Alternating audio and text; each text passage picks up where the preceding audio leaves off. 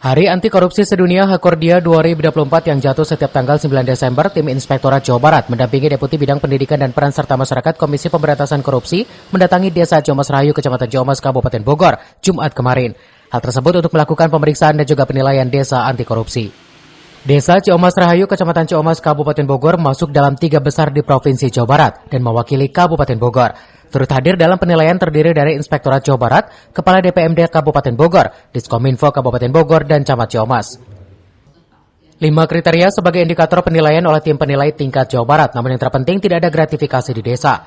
Peran serta masyarakat mengawasi roda pemerintahan dan pengadaan barang dan jasa yang akuntabel.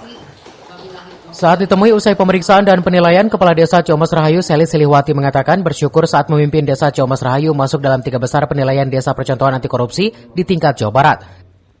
Ini menjadi benteng bagi pemerintah desa dan perangkat desa dalam menjalankan pemerintahan desa.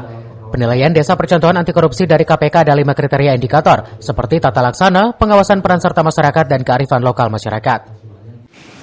Menanggapinya alhamdulillahirobbilalamin, kami Desa Ciamas Rahayu mendapatkan masuk dalam 3 besar untuk penilaian percontohan desa anti korupsi tingkat Jawa Barat. Itu luar biasa, menjadikan benteng buat kami pemerintah desa dan perangkatnya untuk mendeklarasikan bahwa kami adalah desa anti korupsi.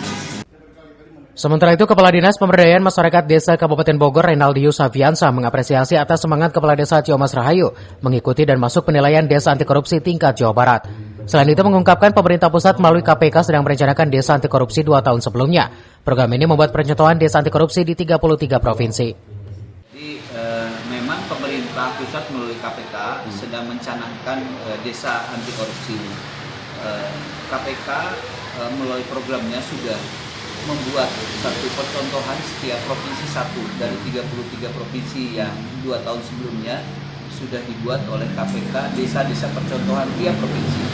Nah, tahun kedua ini adalah perluasan. Jadi perluasan, KPK ingin memperluas, ya, KPK itu ingin memperluas desa-desa yang anti korupsi. Makanya mengajak pemerintah provinsi, pemerintah kabupaten untuk ikut bersama-sama